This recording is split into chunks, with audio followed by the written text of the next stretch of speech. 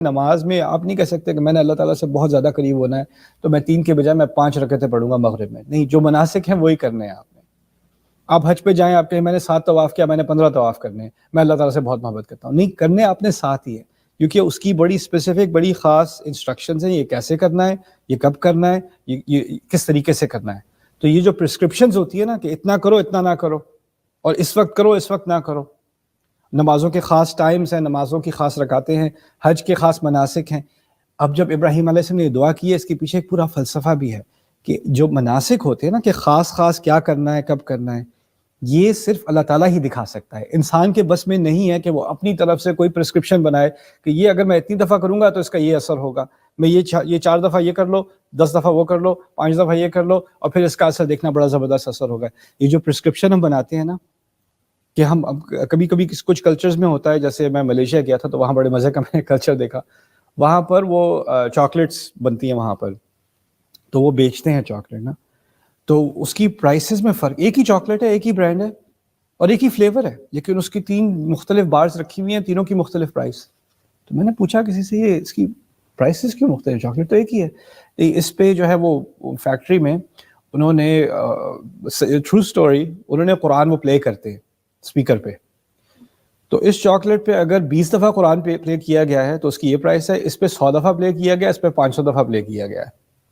تو اس کی برکتوں سے وہ چاکلیٹ کھائیں گے تو پھر آپ کی تو یہ کس نے، انہوں نے اس کی پرائس سٹرکچر بتا دیا پورا.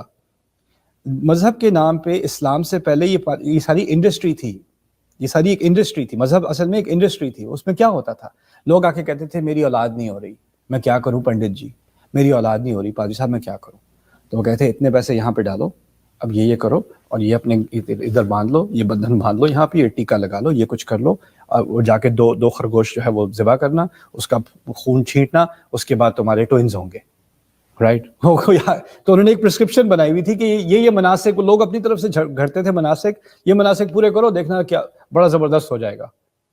تو ہوتا کیا ہے کہ یہ ایک مینیپولیشن ہے، ایک کرپشن ہے جو مذاہب میں رہی ہے تاریخ میں. ابراہیم علیہ السلام نے اس سارے کلچر کو توڑا ہے. اصل میں بت پرستی بھی آخر میں جا کے اسی چیز کی مینیفیسٹیشن ہے، اسی سے پیدا ہوئی ہے کہ انسان کو بس چاہیے کہ اس کی خواہش پوری ہو جائے.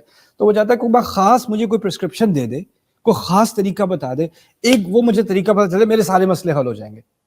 اور پھر ہوتا کیا ہے کہ ہمارے کلچرز میں بھی، ہم نے مسلمان کلچرز میں بھی کئی جگہ پر ایسا ہوا ہے کہ ہم نے ہر چیز کی پرسکرپشن نکالنے کی کوشش کی ہے. اگر وہ اللہ تعالیٰ کی طرف سے آئی ہو نہ آئی ہو، اس سے کوئی فرق نہیں پڑتا ہمیں. کبھی میرے نبی نے کوئی ایسی بات نہیں کی ہوگی کسی چیز کے بارے میں، یا کبھی کسی اللہ تعالیٰ نے اس کے بارے میں کوئی بات نہیں کی، لیکن مجھے خاص چاہیے. اچھا جی، اگر میرے ایگزام ہو رہا ہے، مجھے بڑی سٹریس ہو رہی ہے، تو میں کون سی دعا کروں، کتنی دفعہ کروں، کس وقت کروں، کہاں پھونک ماروں، اور اس کے بعد کیا پھر کتنا سکور آئے گا میرا. کسی اور کا مسئلہ، میری موٹر سائیکل خراب ہو رہی ہے، کون سی آیت پڑھوں، کس کا کیا ورد کروں. اور اس کو بھی ایک انڈسٹری بنا لیتے ہیں لوگ. اچھا پہلے فیس بھرو پھر میں پرسکرپشن دوں گا، جیسے فارماسیوٹیکل انڈسٹری میں ہوتا ہے. تو یہاں پر جو ابراہیم علیہ السلام نے کہا نا ارینا مناسکنا، اس سے ہمارا دین اتنا پاک ہو گیا اور اتنا آسان ہو گیا. آپ کیوں سوچ رہے ہو، آپ کیوں اپنی زندگی مشکل کر رہے ہو سمجھنے میں کہ مجھے کوئی خاص ایسا کلام چاہیے جو اگر مجھے نہیں پتا ہوگا تو اللہ بات ہی نہیں مانے گا. اس کو تو جب تک کوئی خاص طریقے سے نہ پکارو اور یہ پرسکرپشن پوری نہ کرو، ایک خاص منسک کے ذریعے سے اس کو نہ پکارو، تو اس نے کیوں سننی ہے میری دعا. تو مجھے آج تک، میں 20 سال سے قرآن پڑھا رہا ہوں، مجھے سب سے کامن کوشچنس پتہ ہے کیا آتے ہیں. میری وائف جو ہے وہ پریگننٹ ہیں، کون سی دعا پڑھیں کہ پریگننسی آسان ہو جائے. ہم گھر لینے والے ہیں، کون سی دعا پڑھیں کہ گھر میں کوئی مشکلیں نہ آئیں. شادی ہونے والی ہے، کون سی دعا پڑھیں، کیا کریں. یا یہ مسئلہ ہوا ہے، کون سی دعا پڑھیں. دیکھیں کچھ چیزوں کے لیے دعائیں نبی نے بتائی ہیں علیہ الصلوۃ والسلام. گھر میں داخل ہونے کی دعا بتائی ہے، کوئی بیمار ہو جائے اس کی دعا بتائی ہے، ٹھیک ہے، وہ مسنون ہیں، دعائیں ہیں، ثابت ہیں، اور ان کا استعمال کرنا چاہیے. لیکن اس کے آگے جا کر اگر آپ اپنی طرف سے گھڑنا شروع کر دیں گے نا، تو یہ آپ کی غلطی ہے.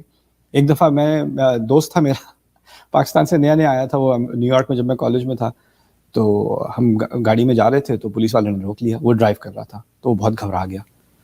تو اس نے فوراً اپنے بٹوے میں سے کاغذ نکالا اور وہ ایسے پڑھ رہا ہے. اس وقت مجھے قرآن آتا بھی نہیں تھا، مجھے قرآن ایسے پڑھ رہا ہے کہ کیا پڑھ رہے ہو. کہتا ہے یہ پڑھ کے مشکلیں دور ہو جاتی ہیں. میں نے کہا کیا ہے یہ؟ اس میں کاف ہا یا عین صاد الف لام میم حامیم نون قاف. الف لام میم را، الف لام را، حروف مقطعات قرآن کے، اس کا ایک ٹیبل بنا ہوا ہے، وہ ایسے ایسے پڑھے گا تو پولیس والا آ کے ٹکٹ دینے کے بجائے آپ کو پھول دے کے چلا جائے گا، آپ کو لڈو بانٹ کے چلا جائے گا. اس کے دماغ میں یہ کانسیپٹ تھا. یہ کہاں سے آیا؟ یہ کس نے یہ ریچولز بنائے؟ کس نے یہ سروسز شروع کی؟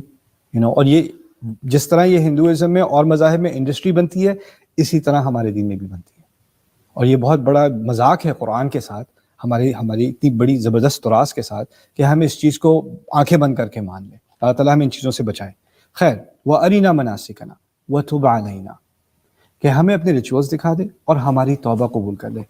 آسانی کیا ہے کہ جو مشکل آپ کے سامنے ہے، جو چیز آپ کو فیس کری، اللہ تعالیٰ نے اس کے لیے اتنی پیاری دعائیں ہمیں دی ہیں اور اتنی کمپریہنسو دعائیں دی ہیں، تو کیوں انسان سمجھے کہ اس کے لیے یہ دعائیں کافی نہیں ہیں. ایک تو ہمارے دل سے دعا نکلتی ہے، وہ تو اللہ تعالیٰ کو ویسے ہی قبول ہے، اجیب دعوت الداعی اذا دعان. جب اللہ نے دروازہ کھولا ہے تو ہمیں بند کرنے کی کیا ضرورت ہے؟ جو چیز اللہ نے ایکسپینڈ کی ہے، جو اللہ نے وسعت دی ہے جس چیز میں، اس میں تنگی ہم کیوں ڈالیں خواہ مخواہ کی؟ اسی لیے اللہ تعالیٰ کہتے ہیں جگہ جگہ، جیسے بقرہ میں بھی کہہ دیا یرید اللہ بکم اليسر ولا یرید بکم العسر، تمہارے لیے تو تمہارا رب آسانی چاہتا ہے، اب مشکلیں تھوڑی چاہتا ہے. سورۃ النساء میں کہہ دیا یرید اللہ لیخفف عنکم، اللہ تو تمہارے لیے آسانی، تمہارا بوجھ ہلکا کرنا چاہتا ہے. وخلق الانسان ضعیفا، کہ انسان تو کمزور بنایا گیا ہے. یہاں پر وَأَرِنَا مَنَاسِكَ وَتُبْ عَلَيْنَا، اور ہماری توبہ قبول کر لیں. اب پتہ چلا کہ توبہ قبول کروانے کا بہترین طریقہ کیا ہے کہ جو مناسک اللہ نے دیے ہیں نا، اس کو بندہ فالو کرے جب کرنے ہوتے ہیں. جیسے رمضان کے مناسک ہیں، اس کے مہینے میں ابھی ہیں. نماز کے مناسک ہیں، ان کو پورا کرے. حج کے، عمرے کے مناسک ہیں، ان کو پورا کرے، اور پھر توبہ کرے. اللہ تعالیٰ کو یہ ہمیں ڈیمونسٹریٹ کر رہے ہیں کہ اللہ تعالیٰ نے کچھ کنڈیشنز رکھی تھیں، ہم ان کنڈیشنز پہ پورے اترے، اور پھر ہم اللہ تعالیٰ سے ایک بہت بڑی دعا مانگ رہے ہیں. وہ کیا ہے کہ ہماری توبہ قبول کر لے. جو دعا کہاں سے شروع ہوئی تھی؟ ربنا تقبل منا انک انت السمیع العلیم. پر اس کی لاجک ابھی سمجھ لیں. وہ کیا ہے؟ انہوں نے دعا کی کہ ہماری اولاد میں سے کم از کم ایک امت مسلم رہے، ایک قوم مسلم رہے. اور انہوں نے ایک کیا زبردست دعا کی کہ یہ جو قوم مسلم رہے، ان سے پہلے بھی مسلمان قومیں تھیں. نوح علیہ السلام کے ساتھ جو بچے کچھ لوگ تھے وہ بھی مسلمان تھے. لیکن اب انہوں نے جو دعا کی ہے وہ یہ ہے کہ ایک ایسا رسول آئے جس کی ہدایت کے مطابق، اگر اس کو وہ تحفہ دیا جائے کہ اگر وہ تحفہ رہ جائے تو جو امت ہوگی وہ ہمیشہ مسلمان ہی رہے گی، وہ راستے سے نہیں ہٹے گی. تو انہوں نے ایک، یعنی یہ نہیں کہا کہ ہر نسل میں، ہر جنریشن میں ایک نبی ہمیں دیا جائے. انہوں نے صرف ایک رسول کی دعا کی ہے کہ یا اللہ اس قوم کو آپ مسلمان تو بنائیں گے، ان کے مابین آپ ایک رسول بھی بھیج دینا.